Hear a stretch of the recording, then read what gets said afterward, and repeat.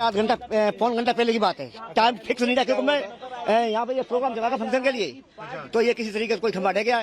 खंबा ढहने के बाद में सर जो कुछ था तो मतलब इसमें लेबर काम कर रही थी। सर पहले एक पंडाल गिरा, उसके बाद दूसरा गिरेगा। लेबर इधर बची हुई लेबर खाना खा रही थी उस टाइम। ये अच्छा था, लेबर खाना खा रही थी उस टाइम, तो कुछ ज्यादा असर तकड़ा नहीं हुआ है। हाँ, और अचानक से जो पंडाल था वो भरभरा कर गिर पड़ा। सुजाता लगातार अपडेट दे रही। सुजाता, क्योंकि अभी ये बनाया जा रहा था और अचानक से गिर गया। आप सोचिए अगर कोई इवेंट चल रहा होता, उस दौरान ये हादसा अगर होता तो ये बड़े हादसे में तब्दील हो सकता था। सुजाता, नहीं होगा, कुछ नहीं होगा। बिल्कुल हो सकता था, इस बात की आशंका तो रहती ही है। और खास तौर पर अगर बहुत ज्यादा लोग होते हैं तो कई बार कोई भारी चीज आप पर ना गिरे, तब भी जब वो भगदड़ मच जाती है, जब लोग बदहवास हो जाते हैं तो भगदड़ की स्थिति हो जाती है और उसकी वजह से कई। तो ये है इस तो बिल्कुल देखिए, नाम बता दीजिए अपना एक बार। एम्बुलेंस। मेरा नाम है राजेंद्र कुमार मीना। राजेंद्र जी, क्या कॉल आई थी, क्या पता? हमारे पास ट्रोमेटिक इंजरी की कॉल आई है। Traumatic injury. अच्छा, तो फिर जब आप उसके बाद पहुंचे तो फिर क्या लोग निकाले गए हैं, क्या हुआ? हाँ, लोग निकाले, कुछ गाड़ियाँ हमारी निकाल के ले गई है ना। पेशेंट मिले हैं, कुछ एक दो गाड़ियाँ हैं उधर खड़ी हैं, वो लेके गई हैं। कुछ गाड़ियाँ हमारी अंदर है, कुछ अभी हॉस्पिटल में है जो पेशेंट ड्रॉप करने गई हैं। अच्छा, कितने लोगों के घायल? ये हमें नहीं मालूम कितने लोगों के घायल है, कितने कितनी आ चुकी हैं आप लोग? गाड़ियाँ जो आपके सामने जितनी दिखाई दे रही है, कुछ ये हैं, कुछ रास्ते में आ रही हैं, कुछ हॉस्पिटल ड्रॉप करने गई हैं, कुछ अंदर है। ठीक है, थैंक यू। सुजाता जी हमारे साथ लगातार हमारी सहयोगी सुजाता बनी हुई हैं और तस्वीरें हम देख रहे हैं। ये बांस की बल्लियां हैं, टेंट है जो भर भरा कर एकाएक गिरा है। लेकिन हमारे पास एक आंकड़ा भी, 8 लोग गंभीर रूप से घायल बताए जा रहे हैं जिनको अस्पताल में भर्ती करवाया जा चुका है। पुलिस की तरफ से आंकड़ा दिया गया है।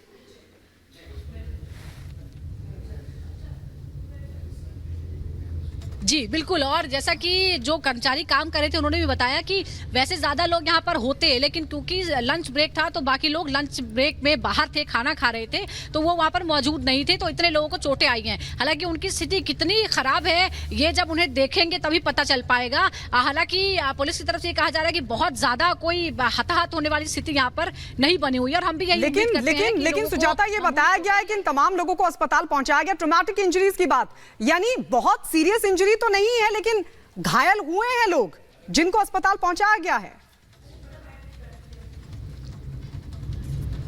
बिल्कुल घायल हुए हैं लोग और यही वो बता रहे हैं कि ये और ज्यादा लोग हो सकते थे अगर लंच ब्रेक ना होता, अगर लोग खाना खाने नहीं गए होते और अगर मान लीजिए यहाँ पर कोई इवेंट चल रहा होता तो ज्यादा हो सकता था। और कई बार जो चीजें गिरती हैं उसकी वजह से चोट नहीं लगती है, बल्कि भगदड़ की स्थिति, बदहवासी की स्थिति में दम घुट जाता है लोगों का। कई बार इस तरह की स्टैम्पेड की स्थिति पैदा हो जाती है। राहत की बात है कि वैसी स्थिति नहीं हुई है, लेकिन 8 लोग जख्मी फिलहाल बताए जा रहे हैं। सबसे पहले जो लोग आए थे उनको थोड़ी मामूली चोटें ही थी जब उनको बाहर पंडाल से निकाला गया, लेकिन इनकी स्थिति कितनी है, क्योंकि कई बार ऐसा होता है कि आपको ऊपर से चोटें नजर नहीं आती है, लेकिन जो लोग दब जाते हैं उनको अंदर से क्या उनको कोई ज्यादा नुकसान हुआ है, उनके जो सुजाता, आपकी जानकारी के अनुसार क्या कुछ हमने दर्शकों को बता सकते हैं कितने एरिया में ये टेंट जो है वो फैला होगा, और क्या इससे पहले भी ऐसा हुआ है कि टेंट इस तरह से गिर गया हो और लोग घायल हो गए हों, या ये पहली बार ऐसा हुआ है?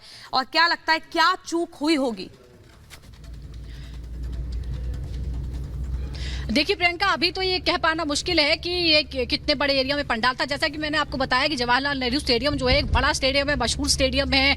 कॉमनवेल्थ गेम्स के दौरान इसका रेनोवेशन हुआ था और बड़े पैमाने पर यहाँ पर इवेंट्स होते हैं। स्पोर्ट्स इवेंट्स तो होते ही हैं, लेकिन इसके अलावा बहुत सारे दूसरे इवेंट्स होते हैं, कॉन्सर्ट्स होते हैं। अलग अलग ऑर्गेनाइजेशन जो है वो अपने कार्यक्रम यहाँ पर कराती हैं। इंडोर और आउटडोर दोनों ही तरह के कार्यक्रम यहाँ पर ऑर्गेनाइज होते हैं। सभी तरह की व्यवस्था यहाँ पर हमेशा रहती है। चूक कहाँ हुई है, कहाँ गलती हुई है, ये जो है ये जांच का विषय है, लेकिन पहले प्रायोरिटी ये है, प्राथमिकता ये है कि जो लोग अभी जख्मी हुए हैं उनका इलाज कराया जाए, उनको ठीक कर लिया जाए, उसके बाद देखा जाए कि आखिर कहाँ खामी हुई है।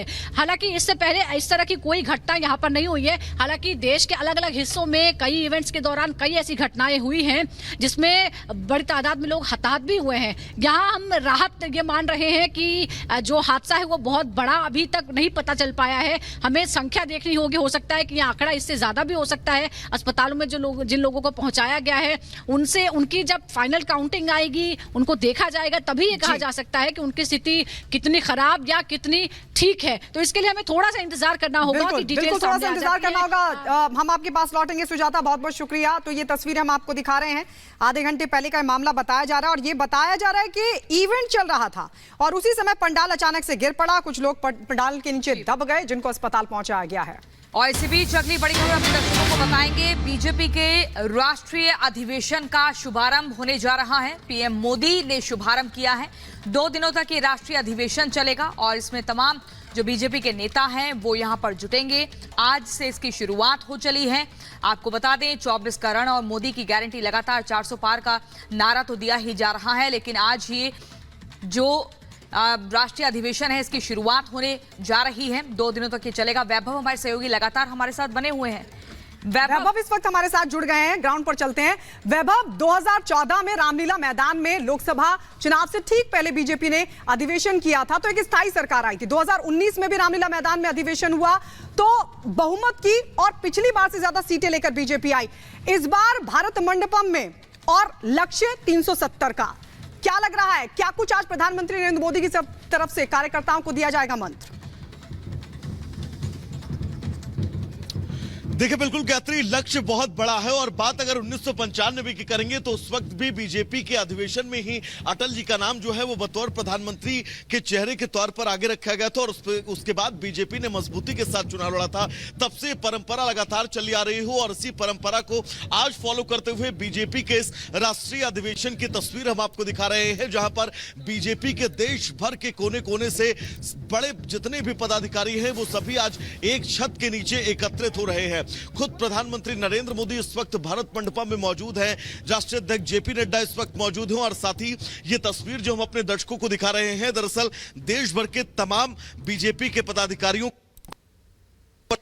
वो जारी हो और ये शुरुआत आगाज उस मिशन की है जिस मिशन को लेकर प्रधानमंत्री खुद सभी रैलियों में अपील करते हुए नजर आ रहे हैं कि इस बार एनडीए का टारगेट जो है वो 400 पार का है। तमाम लोग भी इस वक्त हमारे साथ जुड़े हुए हैं। सर, बीजेपी जिस लक्ष्य को लेकर चल रही है, आज का ये अधिवेशन कितना महत्वपूर्ण है? बिल्कुल साहब ने जो हमें आह्वान तो बड़ी खबर आपको बता रहे हैं, कार्यकर्ता लोकसभा चुनाव से पहले और जिस तरह से राम मंदिर का ये निर्माण हुआ, ये असंभव काम जो उन्होंने संभव करके दिखाया और जिस तरह से उन्होंने कहा है मोदी जी की गारंटी। मैंने तो मध्य प्रदेश में ये इलेक्शन में काम किया था, वहाँ जो लोग हैं जो उन्हें अब भरोसा हो चुका है कि अगर कोई हमें कुछ अच्छा कर सकता है तो एक ही बंदा। पार्टी ऑफिस में लेकर के लड़की को ज़्यादा बैड टच गुड टच कर रहा था, उसको मेरा साथ खराब व्यवहार था।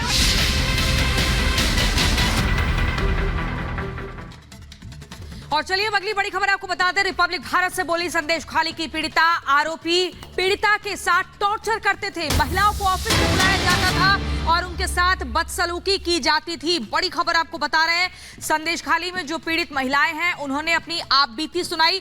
रिपब्लिक भारत के कैमरे के साथ अपने दर्द को बयां किया, बताया कि कैसे कैसे जो नेता हैं वो अपने साथ ले जाते थे। टीएमसी के वो नेता जिन्होंने महिलाओं के साथ बर्बरता की है। क्या कुछ कहा इन पीड़िता ने, वो आपको सुनवाते हैं।